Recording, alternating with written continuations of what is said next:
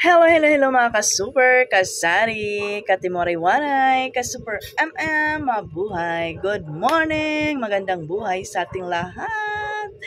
Welcome sa ating yaw-yawan sa morning dito sa Rose Jam Mini Mart. Duty ang negosyante. Wala tayong magagawa dyan dahil tayo ay negosyante. Day off ang ating super assistant. No? Kala ko nga, madam na ako ng 2024, hindi pa pala. So anyhow, meron lang akong checka sa inyo. No? May gusto lang akong i-share. Ito ay karugtong dun sa ating viral video about dun sa kotse na humarang sa harapan ng ating tindahan.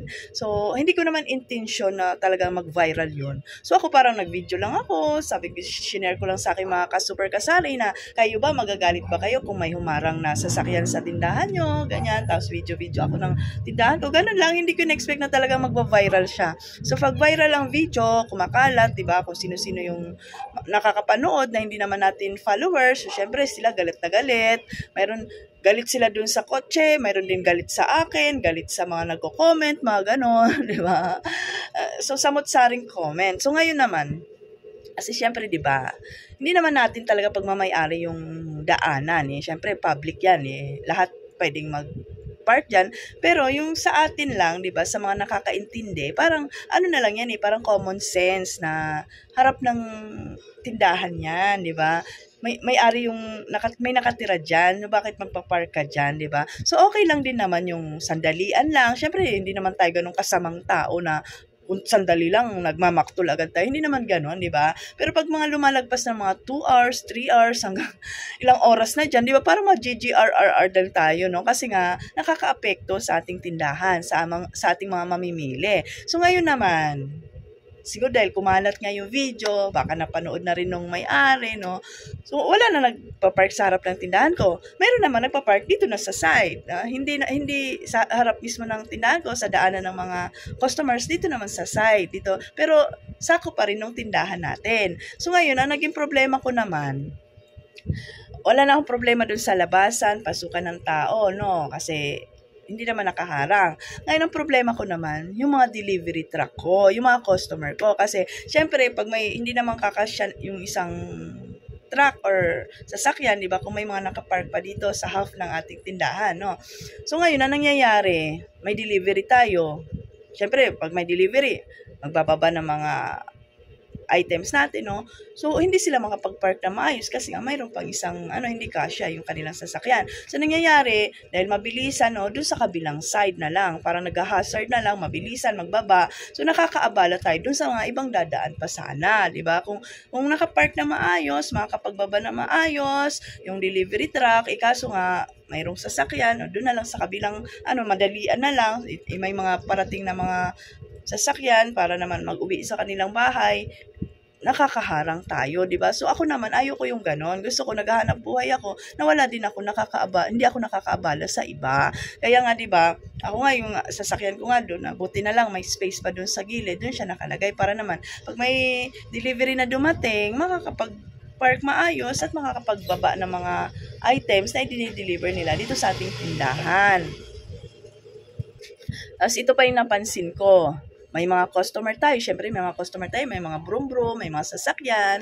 Yung mga customer, pag gusto talaga nila bumili, bibili yan kahit nakasasakyan sila, maghihinto yan dun sa kabilang side, di mag-hazard sandali lang, ayan, bibili lang, ganyan. Syempre yung ibang dumadaan, pumuput-put na, ganyan. Ikaw may parking sana silang pestuhan, hindi kasya yung sasakyan nila, hindi makakaayos ng bili, hindi magmamadali, di ba? Ganun lang naman. So ngayon, nakaisip ako ng bright idea, di ba? So naglagay ako dito nagprint ako ng ito. No parking please. May pakiusap. Hindi ko, di ba usually nilalagay ng nakikita natin sa mga commercial area, sa mga establishment, nakalagay na parking for customer only. Pero hindi yun ang ginawa ko kasi nga, sabi ko nga, hindi ko naman pagmamay-ari yung daanan. So, hindi ko pwedeng sabihin parking for customer only or for delivery only kasi nga hindi ko naman pagmamay-ari nga yung daan, di ba? Kaya nilagay ko na lang, for consideration na lang ito. Kaya may pakiusap na no parking please. Tapos mayroon pa nakalagay dito para may maparkingan ang mga customer at mga delivery truck. Ba?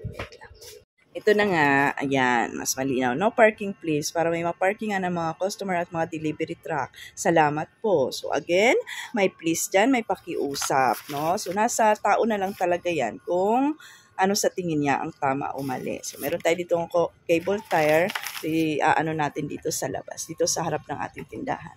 Ngayon, malinis yung ating harap, wala nagpa-park.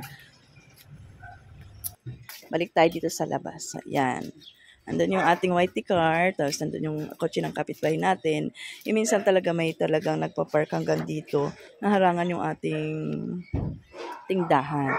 Ngayon, wala na nagpa-park sa harap, so dito naman, sa side. Ang problema ngayon sa mga delivery. So ngayon, lalagay natin to dito.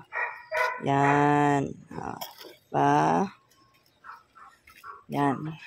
Okay? Para naman, yung mamimili natin, maginawa silang makakapag-park at saka makakapamili na hindi nagmamadali. Pati yung sa di mga deliver. So, sa akin naman, kung sandali lang, walang problema. Diba? Hindi naman natin pagmamayari ngayong daan, diba? Sandali lang, mag-unload lang, may inaantay, walang problema. Mga 30 minutes, okay lang yan. Hindi naman tayo ganun kasamang tao, diba? Siyempre, nakikisama din tayo sa ating mga kapitbahay. Wag lang yung magtatagal ng oras lang talaga ng 5 hours, butin dyan ng ano na may darating na delivery o kaya mamimili tapos sila pa yung mag-a-adjust, di ba? Yun lang naman yun sa akin. Okay, so yun lang. Thank you for watching. Night love lang tayo. Mabuhay. Malat boses ko.